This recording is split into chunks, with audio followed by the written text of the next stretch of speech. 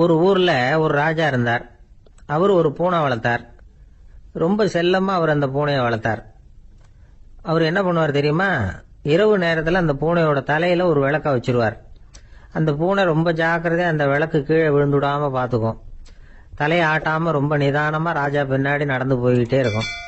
அந்த விளக்கு வெளிச்சத்துல எல்லா வேலைகளையும் செஞ்சிருவார். கையில ஒரு விளக்க தனியா எடுத்துட்டு போக வேண்டிய அவசியமே இல்லை. விளக்க தூக்கிட்டு போற வேலையை அந்த பூனை பாத்துக்கும். அதனால ராஜாவுக்கு அந்த பூனை மேல ரொம்ப பிரியம். மந்திரிகளை எல்லாம் கூப்பிட்டு அவங்க கிட்ட சொல்லுவார், பாத்தீங்களா இந்த பூனை எவ்வளவு விசுவாசமா நடக்குது, என் பேர்ல எவ்வளவு மரியாதை பாத்தீங்களா அதுக்கு அப்படிம்பார். இதை கேட்டுவிட்டு அங்கிருந்த அமைச்சர்கள் ஒருத்தர் சொன்னார், மன்னா நீங்க சொல்றது சரிதான், இருந்தாலும் இந்த பூனையோட விசுவாசத்தை நாம கொஞ்சம் சோதிச்சு பார்க்க வேண்டியிருக்கு அப்படின்னாராம். சரி, உங்க ஆசையை ஏன் கெடுக்கணும், நல்லா சோதிச்சு பாருங்க அப்படின்னு சொல்லிவிட்டார் ராஜா. உடனே அந்த அமைச்சர் என்ன பண்ணார் தெரியுமா? எங்கேயோ புறப்பட்டு போனார். ஒரு 5-6 எலிகளை பிடிச்சிட்டு வந்தார். அரண்மனையில் ராஜா ஏதோ வேலை பார்த்துக்கிட்டு இருக்கிறாரு. பக்கத்தில் அந்த பூனை ரொம்ப பணிவா நின்றுகிட்டு இருக்குது. அது தலையில விளக்கு எரிஞ்சுக்கிட்டு இருக்கு. அமைச்சர் தான் பிடிச்சிட்டு வந்த எலிகளை அந்த பூனை பார்வையில் படுறது மாதிரி எதிரில் விட்டார். அந்த எலிகள்லாம் அங்கேயும் இங்கேயும் ஓட ஆரம்பிச்சுது. அதை பார்த்தது பூனை. அவ்வளவுதான். தலையில இருக்கிற விளக்க பத்தியும் கவலைப்படல, ராஜாவை பத்தியும் கவலைப்படல. ஒரே பாய்ச்சலா பாஞ்சு எலிகளை துரத்த ஆரம்பிச்சுட்டுது. தலையில இருந்த விளக்கு எங்கேயோ போய் விழுந்தது, அணைஞ்சு போச்சு. இருட்டுல ராஜா தடுமாற ஆரம்பிச்சுட்டார். இந்த சமயத்துல அந்த அமைச்சர் மறுபடியும் விளக்க ஏத்தினார். வெளிச்சம் வந்தது. அதுக்கப்புறம் அந்த அமைச்சர் பேசினார், அரசே, பூனையோட விசுவாசத்தை பாத்தீங்களா? எலி அது கண்ணுல படுற வரைக்கும் தான் விசுவாசமா இருந்தது. அது மாதிரி எலிய பார்த்ததும் எல்லாத்தையும் விட்டுட்டு அதை துரத்த ஆரம்பிச்சுட்டு பாத்தீங்களா? தான் அந்த பூனையை பத்தி நினைச்சது தப்புங்கிறது அதுக்கப்புறம் தான் அந்த ராஜாவுக்கு புரிஞ்சுதான். சரி, இப்ப எதுக்கு இந்த கதையெல்லாம் அப்படிங்கிறீங்களா? இந்த பூனை மாதிரி தான் நம்ம மனசும். மனசை எவ்வளவுதான் பயிற்சி கொடுத்து பக்குவமா வச்சிருந்தாலும் பார்க்கறதுக்கு பரமசாது மாதிரி தான் இருக்கும். பார்க்க வேண்டியதை பார்த்துட்டுதுன்னா பாஞ்சிரும். இந்த பூனை மாதிரி புலன் இன்ப பொருள்கள் கிட்டாத வரைக்கும் மனம் அடங்கி இருக்கிறது மாதிரி தான் தெரியும். கொஞ்சம் வாய்ப்பு கிடைச்சாலும் அது குதிக்க ஆரம்பிச்சிரும், தப்பு பண்ண ஆரம்பிச்சிரும். பெரிய பெரிய முனிவர்கள் வாழ்க்கையில நடந்த வீழ்ச்சி இதை தான் நிரூபிக்குது. புலன்களின் ஆற்றல் அதிகம். அதனால மனக்கட்டுப்பாடு பயிற்சிகள்ல ரொம்ப எச்சரிக்கையா இருக்கணுங்கிறார் சுவாமி சிவானந்தர். மது பழக்கத்தையே விட்டுட்டேன்னு உறுதியா இருப்பான். கடை கண்ணுல பட்டுட்டுதுன்னா கால் அவனை கேட்காமலே இழுத்துக்கிட்டு உள்ள போயிடும். இதுதான் மனசுங்கிறது. அதுதான் அந்த ராஜா வளர்த்த பூனை. நம்மால் ஒருத்தன் அந்த ராஜா பூனை தலையில விளக்க வச்சது மாதிரி இவன் தன்னுடைய தலையிலேயே ஒரு விளக்க ஏற்றி வச்சுக்கிட்டு என்னத்தையும் தேட ஆரம்பிச்சான். தேடிட்டு இருக்கிறான். தலையை ஆட்டாம நிதானமா நடந்து ரொம்ப நேரமா தேடிட்டு இருக்கிறான். அந்த சமயம் அங்க வந்த ஒருத்தர், என்னத்தை தேடுறீங்கன்னு கேட்டார். அதுதான் மறந்து போச்சு அப்படின்னு இழுத்தான். சரி, கொஞ்சம் இப்படி உட்காருங்க, ஞாபகம் வந்ததும் தேட ஆரம்பிக்கலாம் அப்படின்னாரு அவரு. இவன் கொஞ்ச நேரம் உட்காந்து யோசிச்சான். அப்புறம் திடீர்னு எழுந்திருச்சான். ஞாபகம் வந்துட்டுதுன்னா. என்னன்னு கேட்டார். எங்க வீட்டுல இருந்த விளக்க எங்க வச்சேன்னு தெரியல, அதுதான் தேடிட்டு இருக்கிறேன், ஏத்தி வைக்கலாம்னு பாக்குறேன் அப்படின்னா. ஒரு ஊர்ல ஒரு குரு இருந்தார், ஜென் குரு. அவரை தேடிட்டு ஒரு மன்னர் வந்தார். வந்தவர் ஜப்பான் மன்னர். தோட்டக்கலையை பத்தி தெரிஞ்சுட்டு போறதுக்காக அவர் வந்தார். எப்படி தோட்டம் அமைக்கிறது அப்படிங்கறத பத்தி அந்த குரு விவரமா சொல்லி கொடுத்தாரு. 1 நாள் 2 நாள் இல்ல, 3 வருஷம் கத்து கொடுத்தார். அதுக்கப்புறம் சொன்னார், நான் கத்து கொடுத்துட்டேன், இனிமே நீங்க போகலாம், போய் தோட்டம் அமைக்கலாம், அதுதான் உங்களுக்கு பரிசை. தோட்டம் அமைச்ச பிறகு சொல்லி அனுப்புங்க, நான் பாக்கிறேன். நீங்க இங்க என்னவெல்லாம் கத்துக்கிட்டீங்களோ அதையெல்லாம் அங்க செயல்முறையில செஞ்சு காட்டுங்க அப்படின்னு சொல்லி அனுப்பி வச்சார். மன்னர் போனார். அரண்மனைக்கு பக்கத்திலேயே ஒரு பெரிய தோட்டத்தை உண்டு பண்ணினார். அழகான மரங்களையும் செடிகளையும் உருவாக்கினாரு. கிட்டத்தட்ட 1000 தோட்டக்காரர்களை பயன்படுத்தி 3 வருஷங்கள் முயற்சி பண்ணி அந்த அழகான தோட்டத்தை உருவாக்கினார். குரு கிட்ட இருந்து செய்தி வந்தது, நாளைக்கு தோட்டத்தை பாக்கிறேன் அப்படின்னு. மன்னர் உடனே சுறுசுறுப்பாயிட்டார். முதல் நாளே தோட்டத்தை சுத்தப்படுத்தினார். ராத்திரி பூரா யாரும் தூங்கல. எல்லாருக்கும் தோட்டத்தை ஒழுங்குபடுத்துற வேலை. அது அந்தந்த இடத்துல ஒழுங்கா இருக்குதா அப்படின்னு சரி பார்த்தாங்க. ஒரு தவறும் இல்லாத வகையில அதை ஒழுங்குபடுத்தினாங்க. மறுநாள் குரு வந்தார், தோட்டத்தை பார்த்தார். அவருக்கு கோபம் வந்துட்டுது. மன்னருக்கு ஆச்சரியம், எப்பவும் சிரிச்சுக்கிட்டே இருக்கிறவர் இப்ப எப்படி இருக்கிறாரே அப்படின்னு. மெதுவா குரு கிட்ட போய், எல்லாம் சரியா தானே இருக்குது அப்படின்னார். எல்லாம் சரிதான், ஆனாலும் எங்கே அந்த பொன்னிற காற்று அப்படின்னார். உதிர்ந்த இலைகள், பொன் மஞ்சள் நிற இலைகள் காற்றில் அப்படி புரண்டு ஓடுவதை நான் பார்க்க முடியவில்லையே அப்படின்னாராம். அது இல்லாம இந்த தோட்டம் உயிரோட்டம் உள்ளதா இருக்காது, இதுல பாடல் இல்லை, ஆடல் இல்லை, அதெல்லாம் இல்லாம இந்த தோட்டம் ரொம்பவும் செயற்கையா தெரியுதேன்னாராம். மன்னர் இப்பதான் யோசனை பண்ணார். கீழே கிடந்த காஞ்சி போன இலைகள் மட்டும் இல்ல, மரத்துல இருந்த காஞ்சி போன இலைகளையும் அப்புறப்படுத்தி சுத்தமா வச்சிருக்கிறார். இறப்பும் வாழ்க்கையினுடைய ஒரு பகுதி தான். மரணம்ங்கிறது வாழ்க்கைக்கு எதிரானது அல்ல, அதை நிரப்பும் ஒரு பகுதி தான் அது. மரணம் இல்லையில் வாழ்க்கையே இல்லை அப்படிங்கிறது பெரியவங்க கருத்து. இப்ப அந்த தோட்டம் அழகாதான் இருக்குது, இருந்தாலும் அது ஒரு ஓவியம் மாதிரி உயிர் இல்லாமல் இருக்கு. குரு ஒரு வாளியை கையில எடுத்துக்கிட்டார், தோட்டத்தை விட்டு வெளியில போனார். ஏற்கனவே வீசி எறிந்த அந்த சருகுகளை எல்லாம் அள்ளி கொண்டுட்டு வந்தார். உள்ள எல்லா இடங்கள்லயும் அதை வீசினார். உடனே காத்து அந்த காய்ந்த சருகுகளையும் பழுத்த இலைகளையும் அசைக்க ஆரம்பிச்சுட்டுது. இப்போ அங்க சலசல சத்தம், சங்கீதம், இலைகளின் நடனம், ஓவியம் மாதிரி இருந்த அந்த தோட்டத்துக்கு இப்ப உயிர் வந்துட்டுது. இதுதான் அந்த பொன்னான காற்று அப்படின்னாராம் குரு. மன்னருக்கு புரிஞ்சுது. மிகப்பெரிய ஜென் கேள்வி ஒன்று உண்டு. உம்மான் அப்படிங்கிற ஒரு பெரிய குருவை பார்த்து துறவி ஒருத்தர் கேட்டாராம், இலைகள் எல்லாம் கீழே விழுந்து மரங்கள் மொட்டையாக இருக்கும் பொழுது என்ன நடக்கும்? இதுதான் கேள்வி. இதுக்கு உம்மான் சொன்ன பதில் பொன்னான காற்று, தி கோல்டன் விண்ட் அப்படின்னாராம். இதுக்கு என்ன விளக்கம்னா, உன்னுடைய எண்ணங்கள் எல்லாம் உன்னுடைய மனசிலிருந்து கீழே விழுந்து உனது உள்ளுணர்வானது மொட்டையாக நிற்கும் நிலைதான் அது. உனது வேர்களின் அருகில் காற்று வீசுகிறது. எல்லா எண்ணங்களும் உன்னிலிருந்து வெகு தூரத்துக்கு புரண்டு கொண்டே சென்று விடுகிறது. நீ அவற்றை கடந்து விட்டால் நீ அவைகளுக்கெல்லாம் மேலெழுந்து கீழே பார்ப்பவனைப் போல நிற்க ஆரம்பித்து விடுவாய். அதுதான் தியானம் என்பது அப்படின்னு சொல்றாங்க. தியானம்ங்கிறது எண்ணத்துக்கு எதிரானது இல்ல, தியானம்ங்கிறது எண்ணங்களை கடந்து செல்வதுதான். அதுக்கப்புறம் நாம பொன்னிற காற்றுல ஆட ஆரம்பிச்சிருவோம். இதுதான் பெரியவர்கள் சொல்றது. என்கிட்ட ஒருத்தர் தோட்டம் அமைக்கணும்னு யோசனை கேட்டு வந்தார். எல்லாம் சொல்லி கொடுத்தேன். செடிகள்லாம் செழிப்பா வளரணும்னா வேர் காயாம பாத்துக்குங்க, தினமும் தண்ணி விடுங்க அப்படின்னு சொல்லி அனுப்பி வச்சேன். ஒரு மாசம் கழிச்சு ஒரு தோட்டத்தை பாக்கிறதுக்காக போனேன். போய் பார்த்தா எல்லா செடியும் வாடி கிடக்குது. என்னங்க இப்படி பண்ணிவிட்டீங்கன்னு. நீங்க சொன்னபடிதான் செஞ்சேன்னார். என்ன செஞ்சீங்கன்னு கேட்டேன். வேர் காயாம பாத்துக்க சொன்னீங்க, தினமும் ஒரு தடவை எல்லா செடியையும் ஒவ்வொன்னா புடுங்கி பார்த்து வேர் காயாம இருக்கா அப்படின்னு பார்த்துட்டு அதுக்கப்புறம் தண்ணி பாய்ச்சினேன், அவ்வளவுதான் அப்படின்னார். ஒரு ஜென் துறவி, அவருக்கு ரொம்ப வயசாயிட்டுது, கடைசி காலம். நண்பர்களெல்லாம் கூப்பிட்டார். நண்பர்களே, நான் வித்தியாசமான முறையில சாகணும்னு ஆசைப்படுறேன், அதுக்கு ஏதாவது யோசனை சொல்லுங்களேன் அப்படின்னு கேட்டாராம். நண்பர்கள் சிரிச்சாங்க.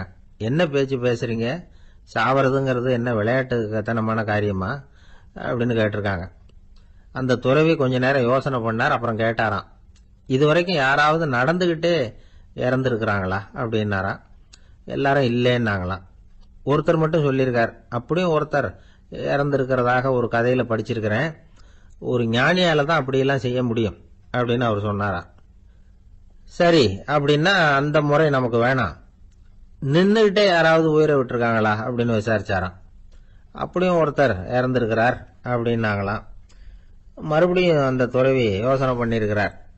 ஏதாவது வித்தியாசமான முறையில நாம போகணும் அப்படிங்கிறது அவருடைய விருப்பம். மனிதன் எப்படி வாழ்கிறானோ அப்படி இறப்பதுதான் நல்லது.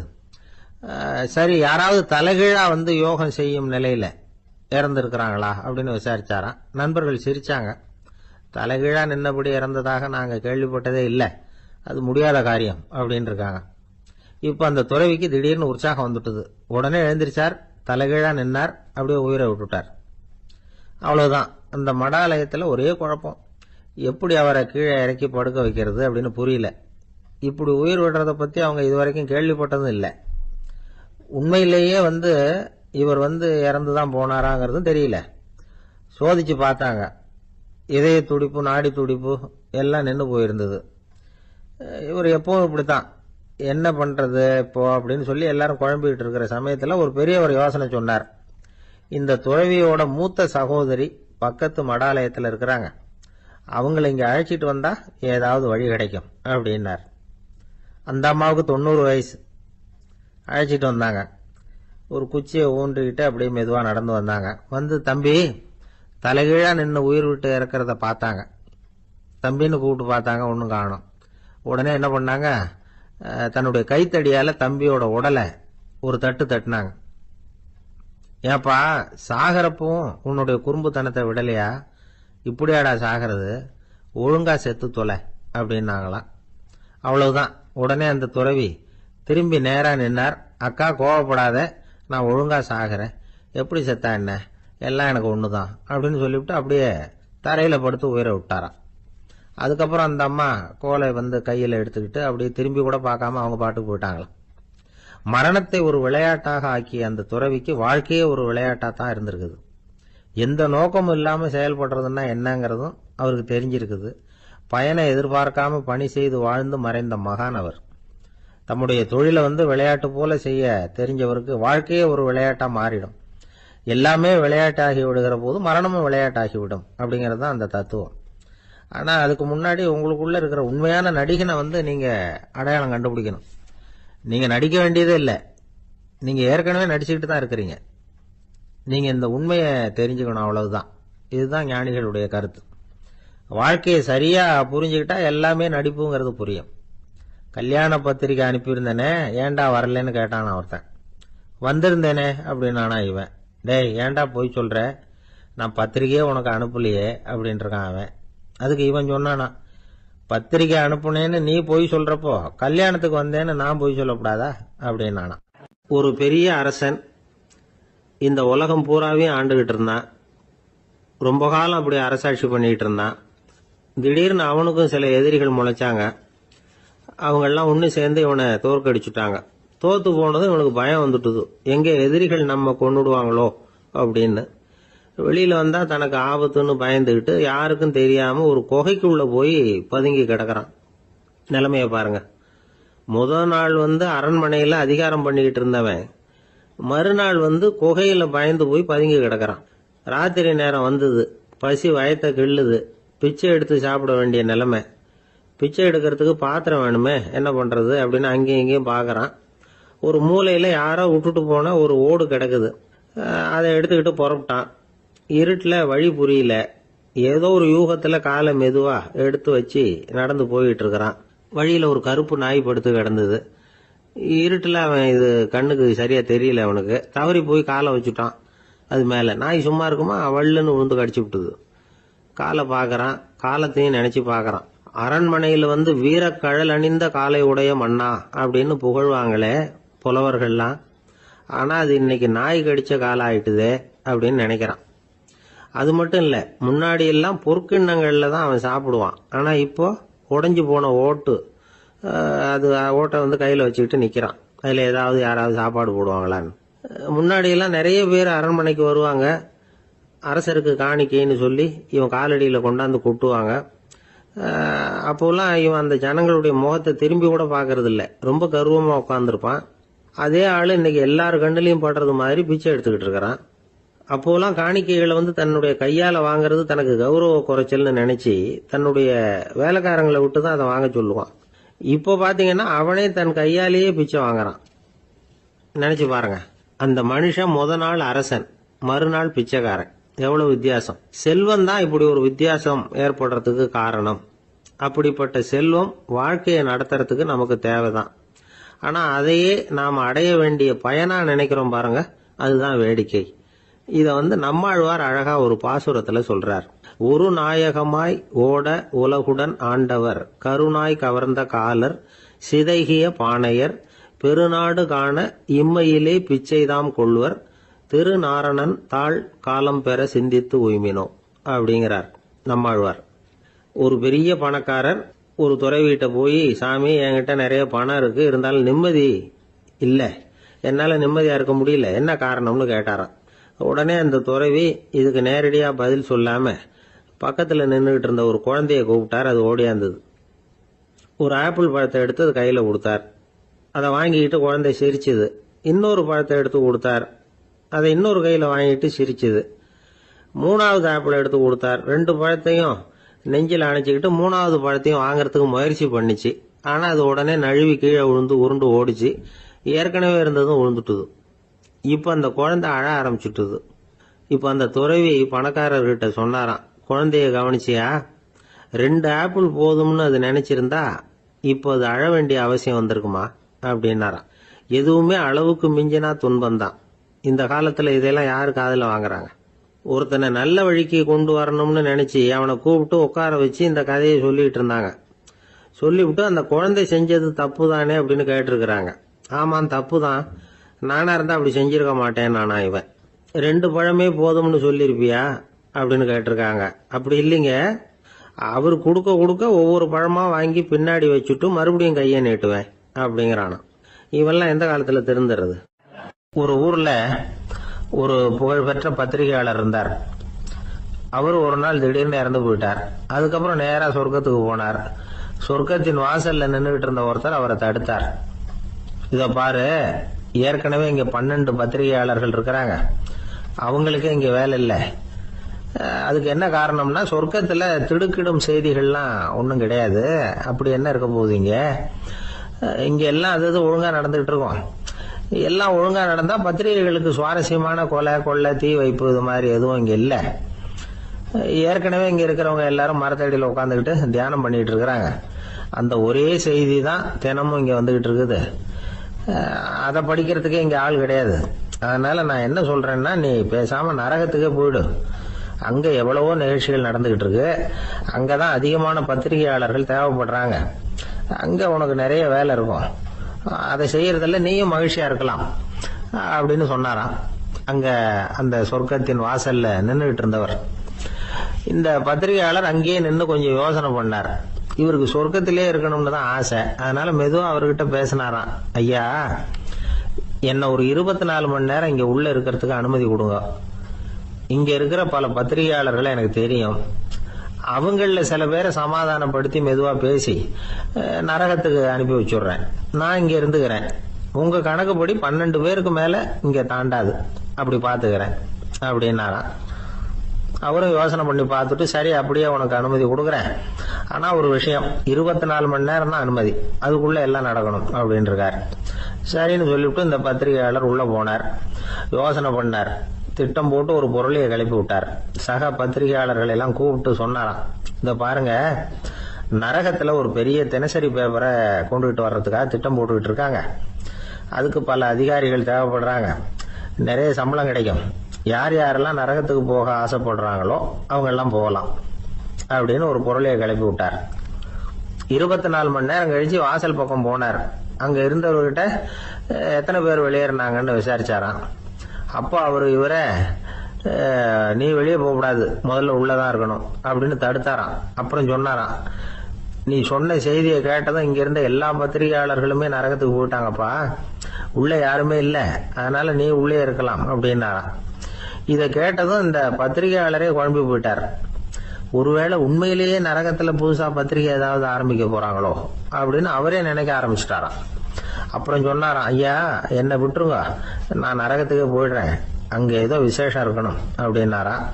இல்லைன்னா இத்தனை பேரும் ஒட்டுமொத்தமா அங்க போறதுக்கு சான்ஸே இல்லை, என்ன தடுக்காதீங்கன்னு கெஞ்ச ஆரம்பிச்சுட்டாராம். மற்றவங்க நம்பணுங்கிறதுக்காக ஒரு பொருளையை கிளப்பி விட்டார். கடைசியில தானே அந்த பொருளைக்கு ஆளாயிட்டார். அதாவது பிறரை ஏமாற்றிய அவரது மனம் கடைசியில் அவரையே ஏமாத்த ஆரம்பிச்சுட்டு பாருங்க.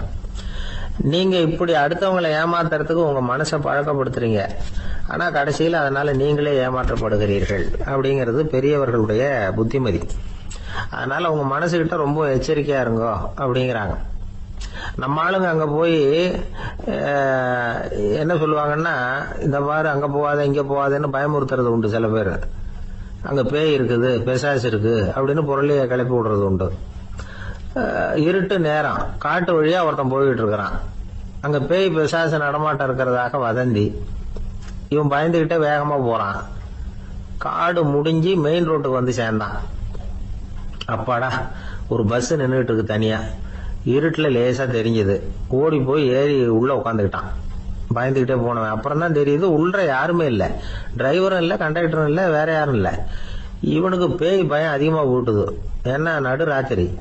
இந்த நேரம் பார்த்து அந்த பஸ் தானே நகர ஆரம்பிச்சுதான். இவனுக்கு இன்னும் பயம் அதிகமா போட்டுது. ஏன்னா டிரைவர் சீட்டு காலியா இருக்கு, பஸ் நகருது. இவன் உடம்பு பூரா நடுங்க ஆரம்பிச்சுட்டுது. வீல்னு கத்தலாமான்னு பார்த்தான். அந்த நேரம் பார்த்து அவன் தோல்ல ஒரு கை விழுந்துதான்.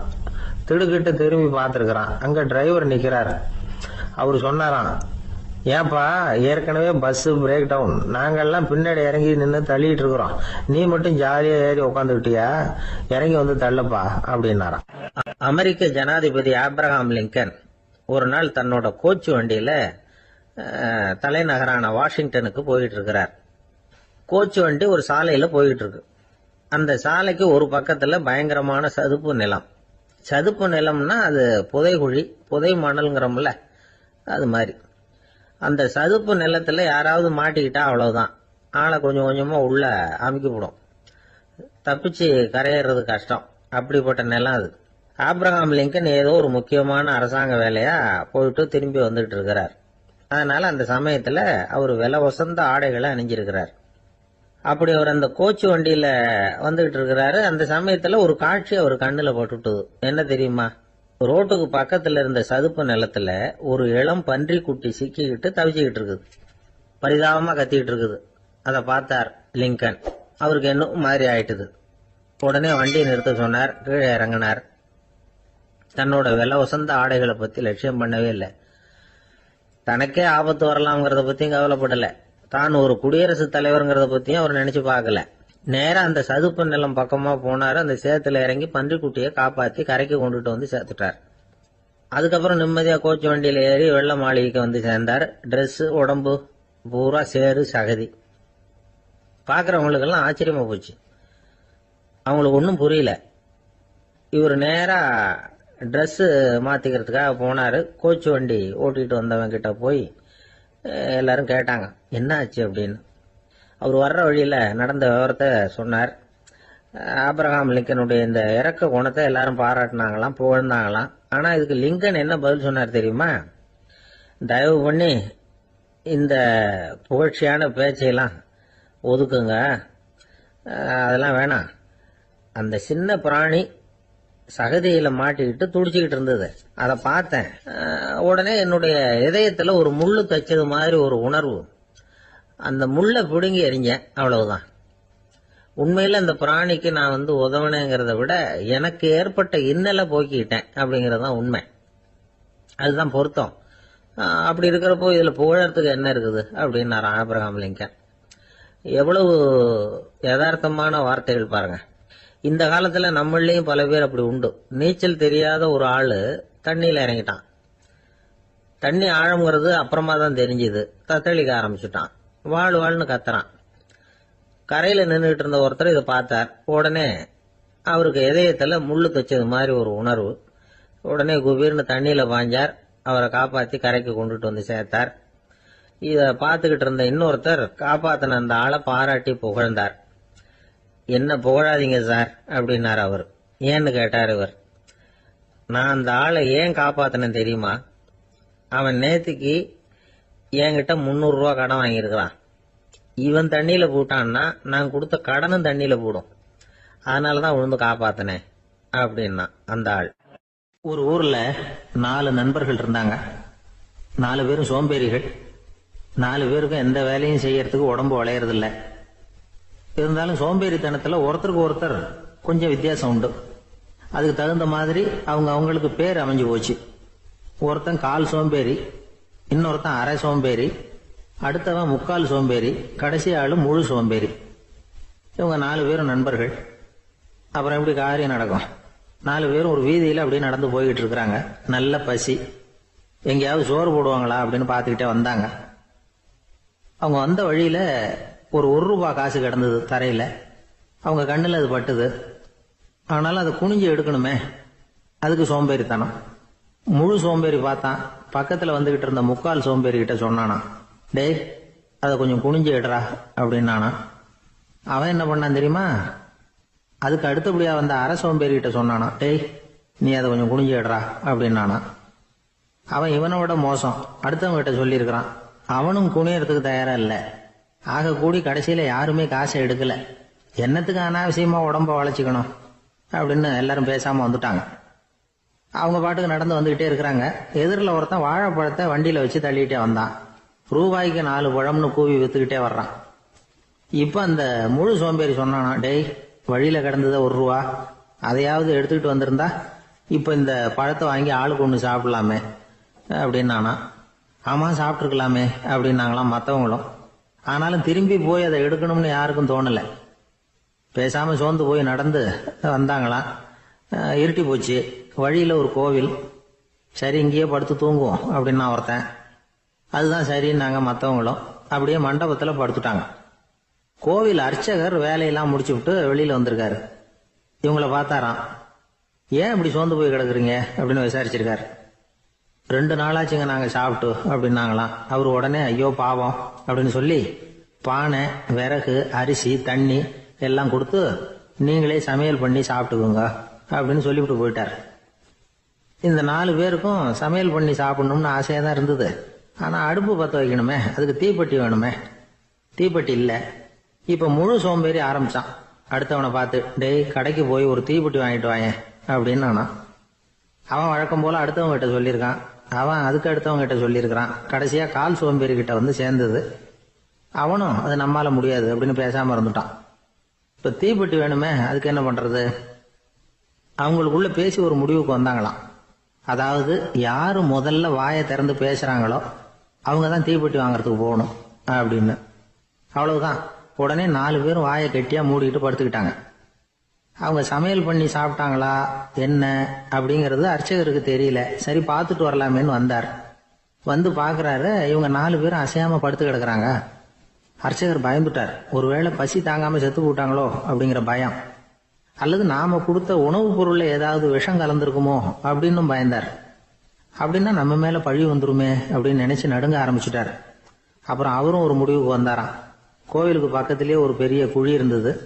அதுல ஒவ்வொருத்தரையா இழுத்துக்கிட்டு போய் போட்டார். கொஞ்சம் மண்ணை தள்ளினார். காலால மிதிச்சார். அவர் மிதிச்ச மிதி ஒருத்தன் அடி வயத்துல போட்டுவிட்டது. அவன் உடனே வலி தாங்காம ஐயோ அம்மான்னு அலர்னான். உடனே நடந்தது என்ன தெரியுமா? மத்த 3 பேரும் துள்ளி எழுந்திருச்சாங்களாம். அவனை பார்த்து நீ தாண்டா தீப்பெட்டி வாங்க போகணும், நீ தாண்டா வாங்க போகணும், நீ தான் சத்தம் போட்ட அப்படின்னு சொல்லி ஆரம்பிச்சுட்டாங்களாம். அர்ச்சகர் பார்த்தார். இது பேய் மாதிரி தெரியுதுன்னு நினைச்சுக்கிட்டு ஒரே ஓட்டமா ஓடி போட்டாராம். கிராமப்புறங்கள்ல இப்படி ஒரு கதையை சொல்றது உண்டு. சோம்பல்ங்கிறது நம்ம முன்னேற்றத்துக்கு பெரிய தடை அப்படிங்கறத நாம புரிஞ்சுக்கணும். அதுதான் இந்த கதை சொல்ற நீதி. ஒரு பள்ளிக்கூடத்துல ஒரு புதுமையான போட்டி நடந்துதான். அதாவது சோம்பேறித்தனத்துக்கு பரிசு. அதுல 2வது பரிசு யாருக்குன்னு அறிவிச்சாங்க. ஒரு பையன் எழுந்திருச்சு மெதுவா நடந்து போய் பரிசை வாங்கிட்டான். அடுத்தது முதல் பரிசு யாருக்கு அப்படின்னு அறிவிச்சாங்களாம். அவன் கடைசி வரிசையில இருந்து கத்தனானா, ஐயா அதையும் அந்த பையன் மூலமாவே கொடுத்து அனுப்பி வச்சிருங்க, இங்க வந்தது நான் வாங்கிக்கிறேன் அப்படின்னு நானா. ஒரு ஊர்ல ஒரு ஆள் இருந்தான். தையல் கடை வச்சிருந்தான். அவங்கிட்ட ஒருத்தன் ஒரு சட்டை துணி எடுத்து கொடுத்து தைக்க சொல்லியிருந்தான்.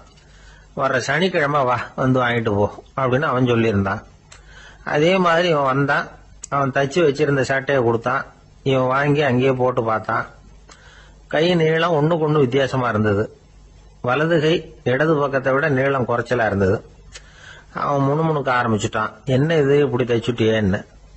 இதுக்கு அவன் சொன்னான், ஐயோ இதுக்காகவா சங்கடப்படுறீங்க? வலது கையை மட்டும் கொஞ்சம் உள்ள இழுத்தாப்புல வச்சுக்கிட்டீங்கன்னா சரியா போகுது. மற்றபடி அந்த சட்டையில உள்ள கலை அம்சத்தை கவனிங்க. எவ்வளவு அற்புதமா தச்சிருக்கேன் பாருங்க. ஒரு சின்ன குறைய இப்படி எல்லாம் பொருட்படுத்த வேண்டியதில்லை. நான் சொன்னது மாதிரி கையை கொஞ்சம் உள்ள இழுத்தது மாதிரி வச்சுக்கிட்டு நடந்து போங்க, ஜோரா இருக்கும் அப்படின்னா. அவனும் யோசிச்சு பார்த்தான். சரியான யோசனையா தான் தோணுச்சு. கொஞ்சம் முயற்சி பண்ணி வலது கையை கொஞ்சம் உள்ள இழுத்து சட்டை சரியா இருக்கிறது மாதிரி பண்ணிக்கிட்டான். இப்போ மறுபடியும் ஒரு பிரச்சனை. வலது கையை உள்ள இழுத்த மாதிரி அப்படியே வச்சுக்கிட்டதும் முதுகு பக்கம் கொஞ்சம் துணி தளர்த்தியா தொங்குறது மாதிரி தெரிஞ்சது. என்ன இது முதுகு பக்கம் துணி குவிஞ்சுட்டுதே தொங்குதே அப்படின்னா மறுபடியும், அடடா இதுக்காகவா கவலைப்படுறீங்க? உடம்ப அதுக்கு தகுந்த மாதிரி கொஞ்சம் வளைச்சிக்கிட்டா சரியா போடுது. இதுக்காக அந்த அழகான தையலை பிரிச்சு அதுல உள்ள கலை அம்சத்தை கெடுக்கிறதுக்கு என் மனசு இடம் தரல.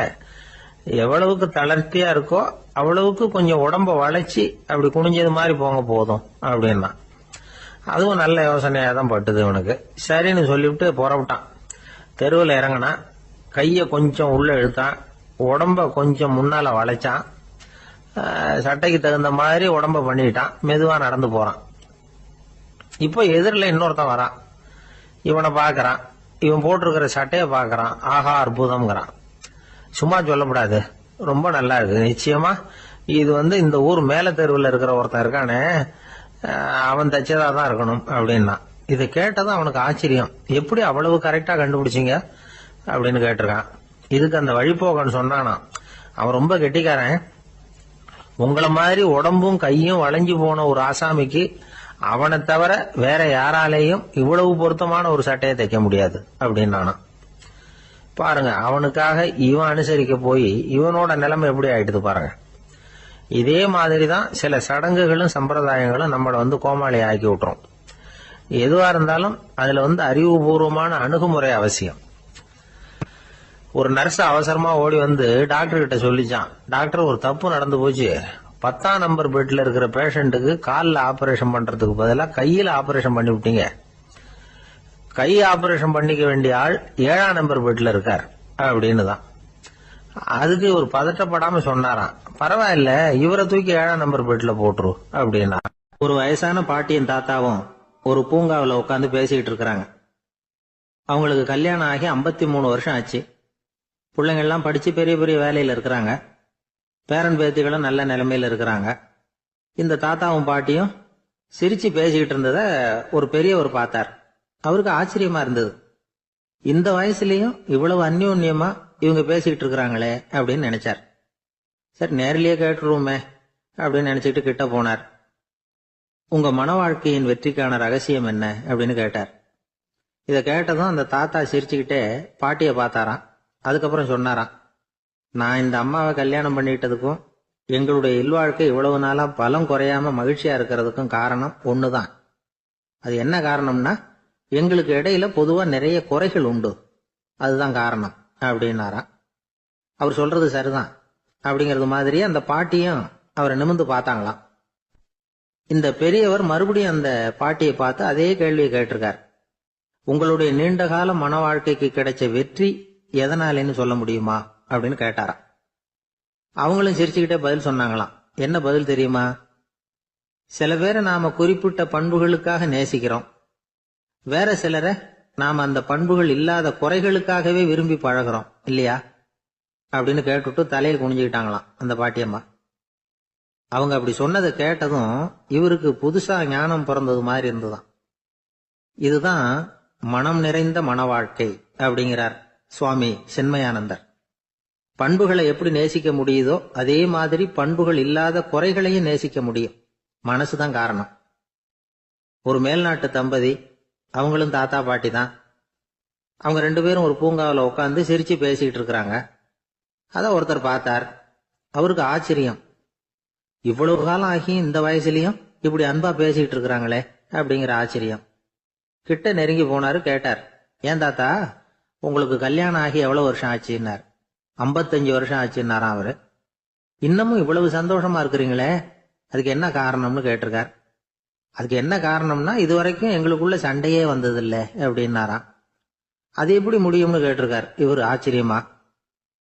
அந்த தாத்தா சொல்ல ஆரம்பிச்சாராம், பாருப்பா, எங்களுக்கு கல்யாணம் ஆன புதுசுல நானும் என்னுடைய மனைவியும் ஒரு குதிரை மேல ஏறி ஒரு காட்டு வழியா போய்கிட்டு இருந்தோம். கொஞ்ச தூரம் போனதும் அந்த குதிரை எடக்கு பண்ணிச்சு. நான் உடனே கீழே இறங்கி அந்த குதிரையை பார்த்து, இது உனக்கு முதல் தடவை அப்படின்னு மிரட்டலா சொல்லிவிட்டு ஏறி உக்காந்தேன். மறுபடியும் போனோம். கொஞ்ச தூரம் குதிரை நல்லபடியா நடந்து போச்சு. மறுபடியும் எடக்கு பண்ண ஆரம்பிச்சுட்டுது. நான் கீழே இறங்கினேன். கையில இருந்த சாட்டையால ஓங்கி ஒரு அடி கொடுத்தேன். இது உனக்கு 2வது தடவை அப்படின்னு சொல்லிவிட்டு ஏறி உக்காந்தேன். மறுபடியும் குதிரை கொஞ்ச தூரம் நல்ல விதமா நடந்து போச்சு. அப்புறமும் எடக்கு பண்ண ஆரம்பிச்சுட்டுது. அந்த சமயத்துல ஒரு ஆற்று பாலத்தை கடந்து போய்கிட்டு இருக்கிறோம். நான் கீழே இறங்கினேன். என்னுடைய மனைவியையும் கீழே இறங்க சொன்னேன். அந்த குதிரையை பிடிச்சி அப்படியே ஆத்துல தள்ளி விட்டுட்டேன். தள்ளி விட்டுட்டு, இது உனக்கு கடைசி தடவை அப்படின்னு சொன்னேன். அதை பார்த்ததும் என் மனைவி பதறி போயிட்டாங்க. போய், ஐயோ பாவம், என்ன இப்படி பண்ணிவிட்டீங்க, உங்களுக்கு மனசுல கொஞ்சம் கூட இறக்கமே இல்லையா அப்படின்னாங்க. நான் மெதுவா இவங்க பக்கம் திரும்பி, இது உனக்கு முதல் தடவை அப்படின்னு. அவ்வளவுதான், அன்னையில இருந்து இன்னைய வரைக்கும் ஒரு நாள் கூட எங்களுக்குள்ள சண்டையே வந்ததில்லை அப்படின்னு விளக்கம் கொடுத்தார் அந்த தாத்தா. காஞ்சிபுரத்துல பல்லவ ராஜா ஒரு கோவில் கட்டினார், கைலாசநாதர் கோவில். அதுக்கு கும்பாபிஷேகம் பண்றதுக்கு ஒரு நாள் குறிப்பிட்டு அதுக்கு வேண்டிய ஏற்பாடுகள்லாம் பண்ணினார். முதல் காரியமா கடவுளை வேண்டிக்கிட்டார், நீங்க இந்த கும்பாபிஷேகத்துக்கு நேர்ல வந்து கலந்துக்கணும்னார். கடவுள் அந்த ராஜா கனவுல வந்தார். நீ கும்பாபிஷேகம் வச்சிருக்கிற அதே நாள்ல அதே நேரத்துல எனக்கு இன்னொரு ஊர்ல ஒரு கும்பாபிஷேகம் இருக்குது, அதுக்கு போக வேண்டியிருக்கு. அதாவது திருநின்ற ஊர்ல என்னுடைய பக்தர் ஒருத்தர், அவரும் ஒரு கோயில் கட்டி கும்பாபிஷேகம் செய்யறார். நான் அதுக்கு போக வேண்டியிருக்கு, அதனால உன்னுடைய தேதியை நீ மாத்தி வச்சுக்கோ அப்படின்னார். கடவுள் தான் எங்கேயும் இருக்கிறவராச்சே, அவர் நினைச்சா 2 இடத்துலயும் இருந்து கோயில் கும்பாபிஷேகத்தை நடத்த முடியாதா? ஏன் அப்படி செய்யல? அது ஒரு முக்கியமான காரணத்துக்காகத்தான். திருநின்ற ஊர்ல இருந்த பூசலாருங்கிற அந்த அடியாரின் பெருமையை இந்த உலகத்துக்கு எடுத்து காட்டணுங்கிறதுக்காகத்தான் கடவுள் அந்த ராஜா கிட்ட அப்படி சொன்னார். சரி, அந்த அடியார் அப்படி என்னதான் பெருசா கோயில் கட்டி விட்டார்? ராஜா கட்டின கோயிலை விட பெருசா? அவர் கட்டினது கருங்கல்லாலேயோ மண்ணாலேயோ மரத்தாலேயோ இல்ல. அவர் கட்டின கோயில் வேற மாதிரி. அது மனசால கட்டின கோயில், மனசுக்குள்ள இருக்கிற கோவில், மனக்கோவில். அந்த அடியார் தன்னோட மனசுக்குள்ள மாசக்கணக்கா ஒவ்வொரு கல்லா சேர்த்து கட்டின கோவில். இந்த விஷயம் ராஜாவுக்கு தெரியாது. அவர் என்ன நினைச்சுட்டாரு, அது நாம கட்டின கற்கோயிலை விட ரொம்ப பெருசா இருக்கும் போல இருக்கு அப்படின்னு நினைச்சுட்டாரு. சரி, அப்பேற்பட்ட அந்த கோயிலை தரிசனம் பண்ணிவிட்டு வருவோம் அப்படின்னு நினைச்சு ராஜா திருநின்ற ஊருக்கு போறார். அங்க போய் பார்த்தா கோயிலையும் காணும், ஒன்னையும் காணும். கடைசியில பூசலார் கட்டின மனக்கோவில் தான் அதுங்கிறத அவர் புரிஞ்சுக்கிறார். உடனே அந்த அடியாரின் காலில் விழுந்து வணங்குறார். அவரோ, இது மனசால முயன்ற கோவில், இதுக்கு இத்தனை பெருமையா அப்படின்னு ஆச்சரியப்படுறார். இதுல ஆச்சரியப்படுறதுக்கு ஒண்ணும் இல்ல. ஆண்டவன் விரும்புறது அகபக்தியை தவிர புற தோற்றங்களே அல்ல. இத நாம புரிஞ்சுக்கிட்டோம்னா நமக்குள்ள எந்த வேறுபாடுகளும் வர்றதுக்கு வழியே இல்லை. இன்னொரு ராஜா இருந்தார். அவரு ஆண்டவனுக்கு படைக்கிறதுக்காக ஒரு தார் நல்ல செவ்வாழை பழமா எடுத்துக்கிட்டு போகணும்னு நினைச்சார். அதனால முத நாளே அதை வாங்கிட்டு வர சொன்னார் வேலைக்காரங்கிட்ட. வேலைக்காரன் போனா கடைத்தெருவில் ஒரு தார் பழம் வாங்கினா. வர்ற வழியில அவன் குடிசை, அப்படியே எட்டி பார்த்துட்டு போவோமேன்னு நினைச்சான். போனான். அங்க இவனோட குழந்தை பாவம் பசியால கத்திக்கிட்டு இருக்கு. இவன் பார்த்தான், இவ்வளவு பெரிய தாரில் ஒரு 2 பழம் எடுத்தா தெரியவா போகுது அப்படின்னு நினைச்சு ஒரு 2 பழத்தை பிச்சு அந்த குழந்தைகிட்ட கொடுத்தான். அது அதை வாங்கி வயிறார சாப்பிட்டது. பசி அடங்குச்சு, விளையாட போயிட்டுது. இவன் அதுக்கப்புறம் வாழைப்பழத்தை எடுத்துக்கிட்டு அரண்மனைக்கு வந்தான். 2 பழம் பிச்சிருக்கிறது ராஜாவுக்கு தெரிஞ்சு போச்சு. இவன் உண்மையை சொல்லிவிட்டான். உடனே ராஜா, கடவுளுக்கு படைக்க வேண்டிய பொருளை குழந்தை எச்சில் பண்ண விட்டுருக்கியே அப்படின்னு சொல்லி அவனை கட்டி வச்சு சாட்டையால் அடிச்சார் பாவம். மறுநாள் பழத்தை கோயிலுக்கு எடுத்துட்டு போனார். கடவுள் முன்னாடி வச்சார். கடவுள் கண்ணை திறந்து பார்த்தார், பழம்லாம் அழுகி இருக்குது. என்ன இது அழுகி போன பழம் அப்படின்னார். ராஜா முழிச்சார். நல்லா தானே இருந்தது அப்படின்னு நினைச்சார். அப்போ கடவுள் அந்த ராஜா கிட்ட சொன்னாராம், இத பாருப்பா, இந்த தாரில் 2 பழம் தான் நல்ல பழம், அந்த 2 பழங்களையும் நேத்திக்கே நான் சாப்பிட்டுட்டேன் அப்படின்னாராம். அப்பதான் ராஜாவுக்கு புரிஞ்சுது, ஏழை குழந்தையின் பசியை தீர்க்கறதுக்காக உதவுன அந்த 2 பழம் தான் இறைவன் சாப்பிட்ட பழம்னு. இறைவன் இருக்கிற இடம் எது? இதுதான். இந்த உலகத்துல மனுஷன் எவ்வளவோ தவறுகள் செய்யறான். அதுக்கெல்லாம் என்ன காரணம்? அதை பத்தின ஆராய்ச்சி தான் இன்னைக்கு. இதுக்கு ஆராய்ச்சி என்னத்துக்கு? அது தெரிஞ்ச விஷயம் தானே அப்படின்னு நீங்க நினைக்கலாம். ஆனா அப்படி அலட்சியமா இந்த விஷயத்தை விட்டுறக்கூடாது. பொதுவா எல்லோரும் நினைக்கலாம், எது சரி எது தவறு அப்படின்னு தெரியாததுனாலதான் மனுஷன் தப்பு பண்றான் அப்படின்னு. ஆனா அப்படி சொல்லிட முடியாது. மனுஷன் தெரிஞ்சே தான் தவறுகள் பண்றான். இப்போ உதாரணத்துக்கு ஒரு சாலையில இடது பக்கம் போக வேண்டிய ஒருத்தர் நடுக்கோட்டை தாண்டி வலது பக்கமா வண்டியை ஓட்டிட்டு போறாருன்னு வச்சுங்க. என்னப்பா இது தப்பு இல்லையா அப்படின்னு அவர்கிட்ட கேட்டா, அதெல்லாம் எனக்கு தெரியும், நீ உன் வேலையை பார்த்துட்டு போ அப்படிம்பார். வலது பக்கமா போறது தப்புன்னு தெரிஞ்சேதான் அவர் அப்படி செய்யறார், அப்படி போறார். பெரிய உத்தியோகத்துல இருக்கிறவங்க கூட லஞ்சம் வாங்குறாங்க. அவங்களுக்கெல்லாம் லஞ்சம் வாங்குறது தப்புன்னு தெரியலன்னு அர்த்தம். திருடுறது தப்புன்னு தெரியாமலாம் மனுஷன் திருடுறான். நல்லாவே தெரியும். நீங்க வேணும்னா கேட்டு பாருங்க, வேற வழி இல்ல அதனாலதான் திருடுறேன்பா. திருடுறது ஒரு புண்ணியமான காரியம்னு திருடனே கூட சொல்ல மாட்டான். திருடுறது தவறுங்கிறது திருடனுக்கு தெரியும் அப்படிங்கறத விளக்கறதுக்காக ஒரு பெரியவர் ஒரு கதை சொன்னார். அதாவது 2 திருடர்கள் 2 பேரும் சேர்ந்து ஒரு வீட்டுக்கு போய் ஒரு 10,000 ரூபாயை திருடிட்டு வந்துடுறாங்க. ஒரு காட்டு வழியா வந்துகிட்டு இருக்கிறாங்க.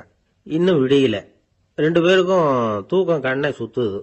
சரி, இப்படியே ஒரு மரத்தடியில படுத்து தூங்குவோம், காலையில விடிஞ்சதும் இந்த பணத்தை 2 பேரும் பங்கு போட்டுக்குவோம் அப்படின்னு முடிவு பண்றாங்க. அதே மாதிரி படுத்து தூங்குறாங்க. நடு ராத்திரியில ஒரு திருடன் முழிச்சுக்கிறான். விடிகிற வரைக்கும் காத்துக்கிட்டு இருந்தா 5000 ரூபா தான் கிடைக்கும், இப்பவே கம்பி நீட்டினா 10,000 ரூபா கிடைக்கும் அப்படின்னு யோசிச்சு பார்த்துட்டு ஒரு முடிவுக்கு வந்தான். மெதுவா அந்த 10,000 சுருட்டிக்கிட்டு அடுத்தவனுக்கு தெரியாம ஓடி போயிட்டான். விடியுது.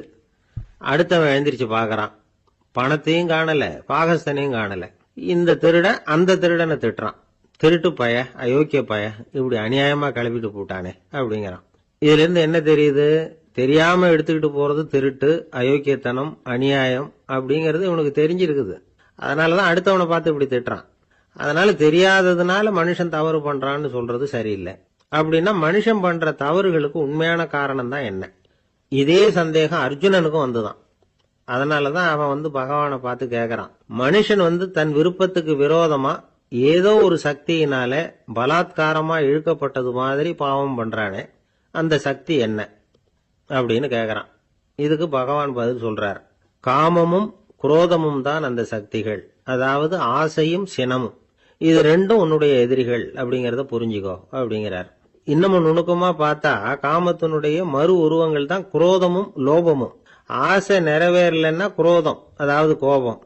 ஆசை நிறைவேறிட்டதுன்னா லோபம், அதாவது பேராசை. பாவத்தை கண்ட்ரோல் பண்ணணும்னா அதுக்கு மெயின் சுவிட்ச் எது அப்படிங்கறது இப்பதான் தெரியுது. அதுக்கு மனுஷன் தெரிஞ்சே தான் தவறு பண்றான் அப்படின்னு பேசிக்கிட்டோமே. அதுக்கு ஒரு உதாரணம். ஒரு ஆளு ஹோட்டல்ல சாப்பிட போனான். சாப்பிட்டு முடிச்சான். எழுந்திரிச்சு முதலாளி கிட்ட பில்ல கொடுத்தான். காசை கொடுக்கல. முதலாளி பணம் கொடுன்னு கேட்டார். இவன் என்கிட்ட பணம் இல்லைன்னா. முதலாளி கொஞ்சம் கூட அலட்டிக்கல. உள்ள இருந்து ஒரு ஆளை கூப்பிட்டார். இவனை கூப்பிட்டுட்டு போய் இட்லி மாவு ஆட்ட சொல்லுனார். இவனும் கவலைப்படாம உள்ள போயிட்டான். அப்போ அழைச்சிட்டு போற ஆளு கேக்குறான், ஏன் சார் சாப்பிடுறதுக்கு முன்னாடி காசு இல்லைங்கிறது உங்களுக்கு தெரியாதா அப்படின்னு கேக்குறான். தெரியும், காசு இல்லைங்கிறதும் தெரியும், காசு இல்லாம சாப்பிட்டா மாவாட்டணுங்கிறதும் தெரியும் அப்படின்னா அந்த ஆள். அப்படின்னா நீங்க உங்க வீட்லயே சாப்பிட்டு இருக்கலாமே அப்படின்னு கேக்குறான் அவன். அதுக்கு இவர் சொல்றாரு, அது எப்படி? அங்க சாப்பிட்டாலும் நான் இதே வேலையை தானே செய்ய வேண்டியிருக்கும் அப்படின்னாராம். ஒரு ஊர்ல ஒரு மன்னன் இருந்தான், கொடுங்கோல் மன்னன். நிறைய தொந்தரவு பண்ணிட்டு இருந்தான். அவன் ஒரு தடவை என்ன பண்ணான் தெரியுமா? ஒரு தப்பும் பண்ணாத ஒரு இளைஞனை பிடிச்சி ஜெயில அடைச்சுட்டான். அந்த பையனோட சொந்தக்காரங்கள்லாம் ராஜா கிட்ட போனாங்க. அவன் ஒரு தவறும் பண்ணல, அவனை விடுதலை பண்ணுங்க அப்படின்னு கெஞ்சி கேட்டுக்கிட்டாங்க. மன்னன் யோசனை பண்ணான். அந்த இளைஞனை கூப்பிட்டுட்டு வர சொன்னான். அவனை கொண்டாந்து ராஜா முன்னாடி நிறுத்தினாங்க. இதை பாருப்பா, உன்னை நான் விடுதலை பண்ணுவேன், ஆனா ஒரு கண்டிஷன். அந்த நிபந்தனையை நீ நிறைவேற்றினா உனக்கு விடுதலை அப்படின்னா மன்னன். சரின்னு ஒத்துக்கிட்டான் பையன். மன்னன் கண்டிஷன் என்னங்கிறத சொன்னான். உங்ககிட்ட ஒரு செம்மறி ஆட்டை கொடுக்க போறேன். 1 மாசத்துக்கு அதுக்கு தேவையான தீனியையும் கொடுக்க போறேன். 1 மாசம் கழிச்சு அந்த ஆட்டை எடை போட்டு பார்ப்பேன். அந்த ஆட்டின் எடை கொஞ்சம் கூட கூடி இருக்கக்கூடாது. எடை கூடி இருந்தா உனக்கு விடுதலை கிடையாது. என்ன சொல்ற அப்படின்னா. பையனுக்கு ஒன்றும் புரியல, பயமா போட்டுது. குழம்பிக்கிட்டே நின்றுகிட்டு இருக்கிறான். சரி, ஒரு நாள் டைம் தரேன், நல்லா யோசனை பண்ணி பார்த்துட்டு நாளைக்கு உன் முடிவை சொல்லு அப்படின்னா மன்னன். பையன் கவலையோட வெளியில வந்தான். அங்க ஒரு பெரியவர் நின்றுகிட்டு இருந்தார். அவர்கிட்ட விஷயத்த சொன்னான். அந்த பெரியவர் இந்த பையனுக்கு காதோட காதா ஒரு வழியை சொல்லி கொடுத்தார். அதை கேட்டதும் பையன் மறுபடியும் மன்னன் முன்னாடி நின்னா, உங்க நிபந்தனையை ஏத்துக்கிறேன்னு சொன்னான். மன்னன் ஒரு ஆட்டுக்குட்டியையும் அதுக்கு 1 மாசத்துக்கு தேவைப்படுற தீவனத்தையும் கொடுக்கும்படியா உத்தரவு போட்டான். கொடுத்தாங்க. ஓடிட்டு போயிட்டான். 1 மாசம் தினமும் தவறாம அந்த தீவனத்தை ஆட்டுக்குட்டிக்கு போட்டுக்கிட்டு இருக்கிறான். 1 மாசம் கழிச்சு அந்த ஆட்டை அரண்மனைக்கு ஓட்டிட்டு போனான். மன்னன் அதை எடை போட்டு பாக்குறான். எடை கூடவே இல்லை, அப்படியே தான் இருக்குது. உடனே போட்ட நிபந்தனைப்படி அந்த இளைஞனை விடுதலை பண்ணிவிட்டான். சரி, ஆட்டுக்கு எடை கூடாம இருக்கிறதுக்கு அந்த பெரியவர் சொல்லி கொடுத்த யோசனை என்ன அப்படின்னா, அது வேற ஒண்ணும் இல்ல. அந்த ஆட்டுக்கு எதிரில் அது கண்ணுல படுற மாதிரி ஒரு ஓநாயை கட்டி போட சொன்னார். அவ்வளவுதான். ஆட்டுக்கு ஓநாய்ங்கிறது பிறவி பகை. ஓநாயை பார்த்தா ஆடு நடுங்க ஆரம்பிச்சிரும், அவ்வளவு பயம். தினமும் அந்த ஆடு பயந்துகிட்டே தீனி சாப்பிட்டுது, எடை கூடல. அதுதான் ரகசியம். இது சின்ன பிள்ளைங்களுக்கான ஒரு கதை. இதுல இருந்து தெரிஞ்சுக்க வேண்டிய உண்மை என்னன்னா, நாமெல்லாம் சாப்பிடுறப்ப மனசும் உடம்பும் அமைதியா இருக்கணும். அப்பதான் அது உடம்புல ஒட்டும். அவசரத்திலையும் பயத்திலையும் சாப்பிட்டா அது சரியா ஜீரணம் ஆகாது. இன்னொரு ராஜா இருந்தார். அவரும் ஒரு இளைஞனை ஜெயில அடைச்சு விட்டார். விடுதலை பண்ணணும்னா ஒரு கண்டிஷன்னார். என்னன்னு கேட்டான். ஒரு ஆட்டுக்குட்டியை அவன் முன்னாடி கொண்டாந்து நிறுத்துவேன், நீ அதுகிட்ட ஒரு கேள்வி கேட்கணும், அதுக்கு சரியான பதில சொல்லணும். அப்படி செஞ்சுட்டா உனக்கு விடுதலைன்னார். இளைஞன் யோசனை பண்ணி பார்த்தான். சரின்னு ஒத்துக்கிட்டான். அது பிரகாரமே ஆட்டுக்குட்டிய பதில் சொல்ல வச்சுட்டான். என்ன நடந்தது தெரியுமா? ஆட்டுக்குட்டியை கொண்டாந்து நிறுத்தினாங்க. இவன் மெதுவா அதுகிட்ட போனான். அது காது கிட்ட போய் ஏப்ரலுக்கு அடுத்த மாசம் என்ன மாசம்னு கேட்டான். அது உடனே மேன்னு கத்திச்சு. இவன் விடுதலை ஆயிட்டான். இமயமலை அடிவாரத்துல ஒரு மடம். அங்க ஒரு சன்னியாசி இருந்தார். அவர்கிட்ட ஒருத்தர் வந்தார். சுவாமி, ஆசைய உதற நினைக்கிறேன், முடியல, ஒட்டிக்கிட்டே வருது அப்படின்னாராம். இப்படி உட்கார, ஒரு கதை சொல்றேன் அப்படின்னு சொல்லி அவர் சொல்ல ஆரம்பிச்சாராம். அவர் சொன்ன கதை என்னன்னா, ஒரு ஊர்ல ஒரு ஆள் இருந்தான். அவன் பேரு குப்புசாமி. அவன்கிட்ட எப்பவும் ஒரு பழைய தொப்பி இருக்கும், விடவே மாட்டான். அதனால அவனை எல்லாரும் தொப்பி சாமி அப்படின்னு தான் கூப்பிடுறது வழக்கம். ஒரு புது தொப்பி வாங்கிக்கப்படாதாப்பா அப்படின்னு நண்பர்கள்லாம் சொல்லி பார்த்தாங்க. பணத்துக்கு எங்க போவேன் அப்படின்னு விட்டானா. பணம் வச்சிருக்கான், செலவு பண்ண மனசு வரல, மகா கஞ்சன். பழைய பாட்டில்கள்லாம் வாங்கி வித்துக்கிட்டு இருந்தான். அப்படி ஒரு தடவை பழைய கண்ணாடி சாமான்களை ஏலத்தில் எடுத்தப்போ அதில் ஒரு அருமையான சென்ட் பாட்டில் கிடைச்சது. உடனே ஒரு ஐடியா பண்ணான். அந்த சென்ட்டை சின்ன சின்ன பாட்டில்களில் அடைச்சி ஜன்னல் ஓரமாக அடுக்கி வச்சுட்டான். அதை விற்றா நிறைய பணம் கிடைக்குமே, அதனால. இதுக்கு இடையில ஒரு நாள் அவன் அப்படியே உட்காந்துருந்தான். அந்த நேரம் நண்பன் வந்தான். ஏண்டா, உன் பழைய தொப்பியை மாற்றப்படாதா? ஊரில் எல்லாரும் கேலி பேசுகிறாங்களே உன்னை தொப்பி சாமின்னு அப்படின்னு சொல்லி கேட்டிருக்கான். இந்த சென்ட்டு பாட்டில் விற்றதும் பணம் வரும், அதுக்கப்புறம் பார்க்கலாம் அப்படின்னு நானா இவன். சரி வா, நீச்சல் குளத்துக்கு போயிட்டு வருவோம் அப்படின்னு கூப்பிட்டுருக்கான் நண்பன். 2 பேரும் போனாங்க. அதே நேரம் அந்த ஊர் நீதிபதியும் அங்கே குளிக்க வந்தாராம். அவர்கிட்ட இருந்தது விலை வசந்த ஒரு புது தொப்பி. அதை அங்கே இருந்த ஸ்டாண்டில் மாட்டிவிட்டு குளிக்க போனார். இதுக்கிடையில குப்புசாமி குளிச்சுட்டு வந்தான். அவனுடைய பழைய தொப்பியை காணல. அந்த புது தொப்பியை பார்த்தா இது நண்பனுடைய வேலை தான் அப்படிங்கிறதாக புரிஞ்சுக்கிட்டு அதை எடுத்து மாட்டிட்டு வந்துட்டான். நீதிபதி குளிச்சுட்டு வந்து பார்க்குறாரு, தொப்பியை காணும். போலீஸில் புகார் கொடுத்தார். அவங்க தேடினாங்க. ஒரு மூலையில் பழைய தொப்பி கிடைச்சது. அடடா, இது நம்ம குப்புசாமியோட தொப்பி இல்லையா அப்படின்னு நானா ஒருத்தன். உடனே அவன் வீட்டுக்கு தேடிட்டு போயிருக்காங்க. அங்கே போய் பார்த்தா புது தொப்பி அங்கே இருக்குது. உடனே அவனுக்கு 1000 ரூபாய் அபராதம் போட்டாங்களாம். அவன் பணத்தை கட்டிவிட்டு ரொம்ப எரிச்சலோட வீட்டுக்கு வந்தான். பழைய தொப்பி கண்ணில் பட்டது. மறுபடியும், உன்னால தானே எனக்கு 1000 ரூபா நஷ்டம் அப்படின்னு சொல்லி அதை எடுத்துக்கிட்டு அப்படி போயிருக்கான். அந்த ஊர் குளத்துல வீசி எரிஞ்சிட்டு வந்துட்டான். அது மீன் பிடிக்கிற ஒருத்தன் கையில் சிக்கிச்சு. அவன் வர்ற வழியில் அதை எடுத்து வேகமாக வீசி எறிஞ்சான். அது நேராக குப்புசாமி வீட்டு ஜன்னல் வழியாக உள்ள இந்த சென்ட்டு பாட்டில்கள் மேலே விழுந்து எல்லாம் உடஞ்சி நொறுங்கி போச்சு. குப்புசாமி பார்த்தான். தோட்டத்தில் ஆழமாக ஒரு குழியை வெட்டினான். அந்த தொப்பியை போட்டான், மூடிவிட்டான். இதை அடுத்த வீட்டுக்காரன் பார்த்தான். ஏதோ புதையல் தான் வச்சிருக்கான் போல இருக்குன்னு நினைச்சான். போலீஸில் போய் புகார் கொடுத்துட்டான். மறுபடியும் போலீஸ் குழியை தோண்டினாங்க. பழைய தொப்பி மறுபடியும் வெளியில் வந்தது. எல்லாரும் சிரிக்கிறாங்க. அன்னைக்கு ராத்திரியே அந்த தொப்பியை எடுத்துக்கிட்டு நேராக புறப்பட்டான். ஒரு கல்லில் அதை சேர்த்து கட்டி குடிநீர் தொட்டி இருக்கும்ல, அதில் போட்டுட்டு வந்துட்டான். இனிமேல் என்ன பண்ணும் பார்ப்போம்னு. ஒரு நாள் திடீர்னு குழாயெல்லாம் அடைப்பட்டு போச்சு.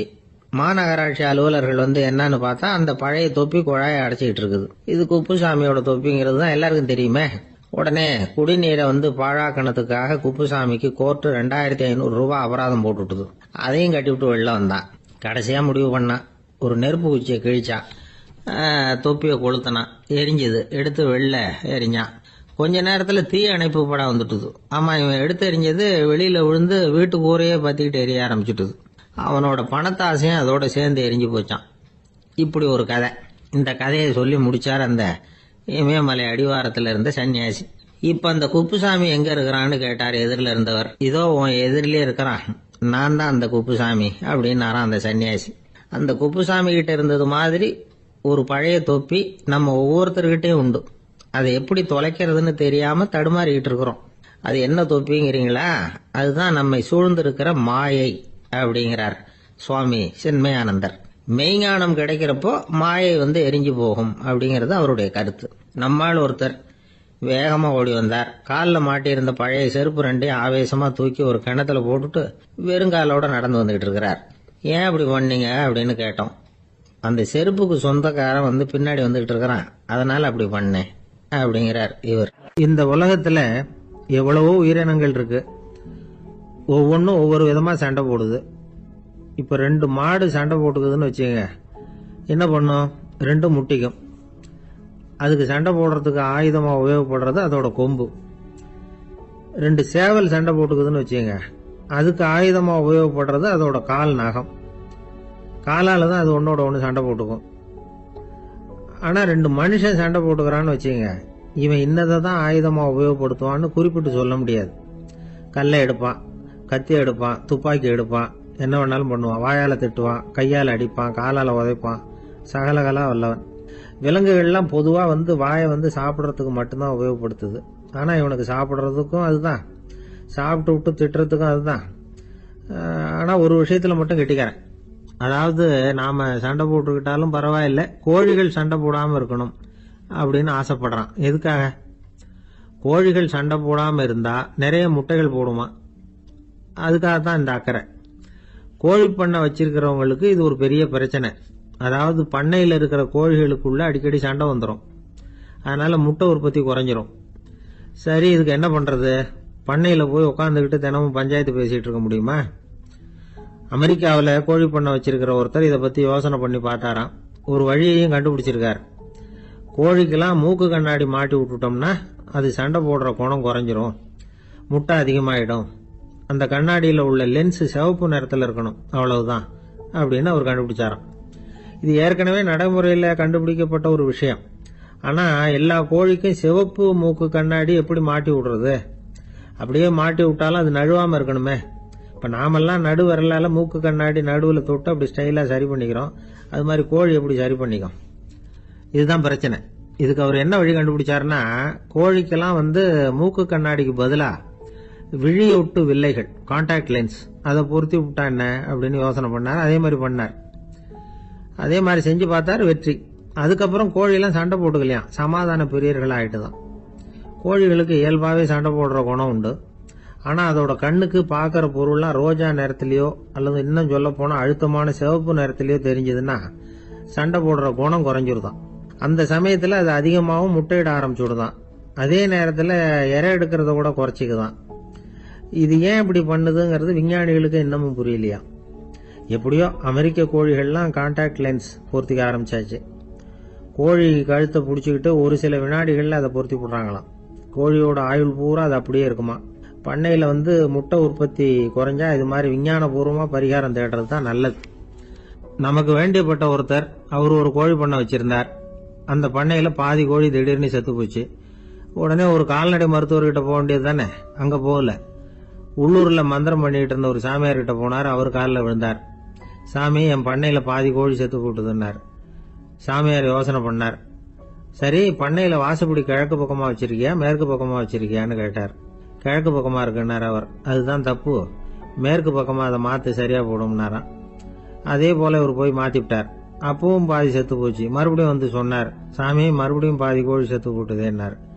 சரி, கூரை எப்படி போட்டிருக்க, ஓடு போட்டிருக்கியா இல்லை கீத்து போட்டிருக்கியான்னார். ஓடு போட்டிருக்கேன்னாராம் அவர். அதுதான் தப்பு, கீத்து போட்டுரு சரியா போடும்னாராம். சரின்னு போய் அதையும் மாற்றி பார்த்தார். மறுபடியும் போயிட்டு கோழி செத்து போச்சு. வந்தார், மறுபடியும் பாதி செத்து போச்சு சாமின்னு வந்தார். இவரும் யோசனையை மாற்றி மாற்றி சொல்லிகிட்டே இருக்கிறார். இப்படி அவரும் மாற்றி மாற்றி பார்த்தார். 6வது தடவையாக அவரை தேடிட்டு வந்தார். அந்த சமயத்தில் இவர் ரொம்ப தீவிரமாக யோசனை பண்ணி பார்த்துட்டு, அது சரிப்பா, நீயே என்கிட்ட சளைக்காமல் வந்துகிட்டு இருக்கிற, நானும் யோசனை சொல்லிட்டு இருக்கேன். இப்பவும் உங்ககிட்ட சொல்றதுக்கு என்கிட்ட யோசனை நிறைய இருக்கு, ஆனா சோதிக்கிறதுக்கு உங்ககிட்ட கோழி இல்லையே, என்ன பண்றது அப்படின்னா. ஒரு காடு, நல்ல மரம்லாம் செழிச்சு இருந்தது. அப்படிப்பட்ட காட்டில் ஒரு சாது இருந்தார். அவர் எப்படின்னா எப்பவும் ஒரு மரத்தடியில் உட்காந்துருப்பார். ஏன்னா அவருடைய இருப்பிடமே அதுதான். அவர் என்ன பண்ணுவார், 3 கல் வச்சிருந்தார். செங்கல் மாதிரி இருக்கும், ஆனால் அதை விட கொஞ்சம் பெருசாக இருக்கும். எதுக்கு அந்த 3 கல்லுன்னா, அதுதான் அவருடைய படுக்கை. அதாவது தூங்குறப்ப ஒரு கல்லை தலைக்கு கீழே வச்சுக்குவார், இன்னொரு கல்லை இடுப்புக்கு கீழே வச்சுக்குவார், இன்னொரு கல்லை காலுக்கு கீழே வச்சுக்குவார். உடம்ப அப்படியே ஒரு தகட்டால மூடிக்குவார், அப்படியே தூங்கி போடுவார். மழை பெய்யுதுன்னு வச்சுங்க, அவர் உடம்பு 3 கல் மேலே இருக்குதா, அதனால தண்ணி அடியில் ஓடி போடும், உடம்பு நனையாது. மேலே தகடு இருக்கிறதுனால மழையும் உடம்புல படாது. அவர் தூக்கமும் கிடாது, நிம்மதியாக தூங்குவார். பகலில் அந்த 3 கல்லையும் ஒரு சேர ஒரு அடுப்பு மாதிரி வச்சு அது மேலே உட்காந்துக்குவார். அதனால் பாம்பு பூச்சி எதுவும் அவரை தொந்தரவு பண்ணுறதில்ல, அது பாட்டுக்கு நடந்து போயிடும். அவர் பாட்டுக்கு நிம்மதியாக இருப்பார். யாராவது எதையாவது கொண்டுகிட்டு கொடுத்தா அதை வாங்கி சாப்பிடுவார், அவ்வளவுதான். ஒரு நாள் அந்த நாட்டு அரசன் காட்டுக்கு வேட்டையாட வந்தான். அந்த வழியாக வந்தப்போ இந்த சாது படுத்திருக்கிறத பார்த்தான், பரிதாபப்பட்டான். ஐயோ பாவம், இவர் இப்படி இந்த கல்லு மேல உடம்ப வச்சுக்கிட்டு தூங்குறாரு, என்ன பாடுபடுவார், இவரை நாம அரண்மனைக்கு அழைச்சிட்டு போய் சுகமா நிம்மதியா இருக்கிறதுக்கு வழி செஞ்சு கொடுப்போம், அது ரொம்ப நல்லா இருக்கும் அப்படின்னு நினைச்சான். அப்படி நினைச்சுக்கிட்டே அரண்மனைக்கு வந்துட்டான். அதுக்கப்புறம் ஒரு பல்லக்கையும் 2 சேவகர்களையும் காட்டுக்கு அனுப்பி அந்த சாதுவை மெதுவா இங்க அழைச்சிட்டு வந்துருங்க அப்படின்னு சொல்லி அனுப்பி வச்சான். இவங்க போய் அவர்கிட்ட விவரத்தை சொன்னாங்க.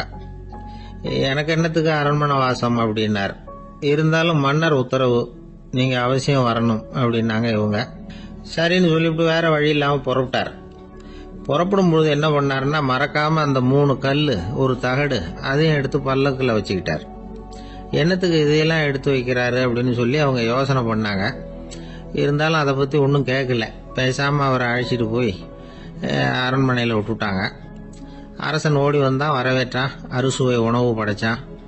அவர் படுக்கிறதுக்கு தங்க கட்டில், பட்டு மெத்தை, இப்படி எல்லாம் ஏற்பாடு பண்ணி வச்சான். இங்க படுத்து ஓய்வு எடுத்துங்க அப்படின்னு சொல்லிவிட்டு அவன் பாட்டு போயிட்டான்.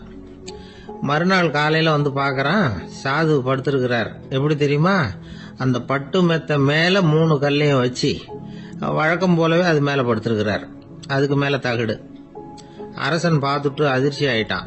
என்ன சுவாமி இப்படி அப்படின்னா, சாது சொன்னார், எனக்கு தேவையும் இல்லை குறையும் இல்லை, எல்லா இடத்துலயும் எனக்கு ஒரே மகிழ்ச்சி தான் அப்படின்னார். மகிழ்ச்சிங்கிறது தங்க கட்டிலேயோ பட்டு மெத்தையிலேயோ இல்லை, அது மனசுல இருக்கிற ஒரு விஷயம். உண்மையான மகிழ்ச்சிக்கு வழி மனப்பக்குவம் அப்படிங்கிறது அந்த அரசனுக்கு புரிஞ்சுதான். இந்த காலத்துல ஒரு சாமியார், அவரை தேடி ஒரு சீடன் வந்தான். என்னாச்சு தெரியுமா, சுவாமி எனக்கு நிம்மதி வேணும், அதுக்கு என்ன வழின்னு கேட்டான்.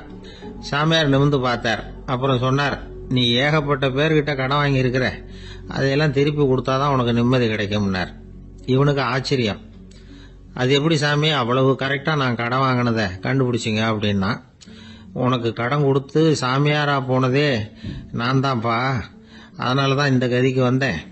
என்கிட்டயே நிம்மதிக்கு வழி கேட்கிறிய, அதுதான்டா வேதனை அப்படின்னாராம் அவர். ஜப்பான்ல உள்ள ஒரு புத்த விகாரை, அங்க ஒரு வயசான பௌத்த குரு தங்கியிருக்கிறார். ஒரு நாள் ராத்திரி கடுமையான குளிர், அவரால் தாங்க முடியல.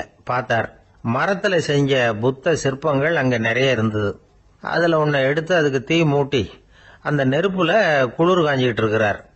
மர சிற்பம் தீ வச்சதும் படபடன்னு வெடிக்க ஆரம்பிச்சுட்டுது. அந்த சத்தத்தை கேட்டதும் அந்த புத்த விகாரையின் குருக்கள் வெளியில ஓடி வந்தார். இவர் ஆனந்தமா குளிர் காஞ்சிக்கிட்டு இருக்கிறார். அவரால் பொறுத்துக்க முடியல. தெருவில் தெரிஞ்சுக்கிட்டு இருந்த அந்த பெரியவரை இங்க தங்க அனுமதிச்சதே அவரு தான். இவர் இப்படி பண்றாருன்னு நினைச்சுக்கிட்டே அவரை கோபமா பார்த்தார். ஏன் இப்படி கோபமா பாக்குறீங்க, இப்படி உட்காருங்க அப்படிங்கிறாரு இவர். அவருக்கு இன்னமும் கோபம் வந்துட்டுது. எங்கள் கடவுளை எரிச்சுட்டீங்களே அப்படின்னு சத்தம் போட்டாராம். அப்படியா அப்படின்னு கேட்டுக்கிட்டே அந்த சாம்பலை கிளறினார் இவர். என்ன செய்யறீங்கன்னு கேட்டிருக்காரு அவர். நான் எலும்புகளை தேடுறேன்னாராம். நீங்க ஒரு பைத்தியம், இது ஒரு மர சிற்பம், இதுல எலும்புகள் கிடையாது அப்படின்னாராம். அவருக்கு கோபம் வந்துட்டுது. உடனே வெளியில போங்கன்னு கத்தியிருக்காரு. வெளியில தள்ளி கதவையும் சாத்தி விட்டாராம். மறுநாள் காலையில கதவை திறந்து பார்த்தா அந்த வயசான பெரியவர் ஒரு மயில்கல் மேல சில காட்டு பூக்களை வச்சு புத்தம் சரணம் கச்சாமின்னு சொல்லிக்கிட்டே இருக்கிறார். இவருக்கு சந்தேகமா போட்டுது. கிட்ட போனார். என்ன செஞ்சுக்கிட்டு இருக்கீங்கன்னு கேட்டார். இது என்னுடைய காலை நேர பிரார்த்தனைனாராம். நிஜமாவே நீங்க ஒரு பைத்தியமா தான் இருக்கணும், ஏன்னா அது ஒரு மயில்கல் அப்படின்னாராம். இப்ப அந்த பெரியவர் சொன்னாராம், நீங்க ஒரு மரத்தை புத்தரா நினைக்கும் பொழுது நான் ஏன் ஒரு மயில்கல்ல புத்தரா நினைக்கக்கூடாது? நான் புத்தரை எரிக்கலாம், ஏன்னா அவரை நான் நேசிக்கிறேன். அந்த சிற்பம் மரத்தால் ஆனதுங்கிறது எனக்கு தெரியும். நான் ஒரு மயில்கல்ல தொழலாம், ஏன்னா அது எனது பூக்களை தாங்குது. நான் இந்த மயில்கல்லுக்குள்ள மறைஞ்சிருக்கிற புத்தரை பார்க்கிறேன். யாராவது ஒரு சிற்பி இத சிலையாக்கினாதான் நீங்க புத்தரை பார்க்க முடியும். அன்னைக்கு ரொம்ப குளிரா இருந்தது. நான் எனக்குள்ள இருக்கிற புத்தரையும் பாதுகாக்கணும். உள்ளே இருக்கிற புத்தரை காப்பாத்துறதுக்காக வெளியில உள்ள புத்தரை எரிக்கலாம், அதுல ஒன்றும் தப்பு இல்லை. அது அவருடைய போதனையிலேயே இருக்கு. உனக்குள் ஜோதியாக இரு அப்படிங்கிறது அவருடைய போதனை. என்னுடைய புத்தர் குளிர்ல நடுங்கிட்டு இருந்தார். அந்த மர சிற்பங்கள் வெயில் மழையில உணர்ச்சி இல்லாம இருந்தது, அதனால அப்படி பண்ணினேன். ஆனா நீங்க என்ன பண்ணீங்க? நான் ஒரு மர புத்தரை எரிச்சதுக்காக உயிருள்ள புத்தரை வெளியில தள்ளி கதவை சாத்தினீங்க அப்படின்னாராம் அந்த பெரியவர். உண்மையான பக்திங்கிறது இதுதான். அதாவது உனக்குள் ஜோதியாக இரு அப்படின்னு புத்தர் சொன்னார் இல்லையா, அது மாதிரி தனக்குள் ஜோதியாக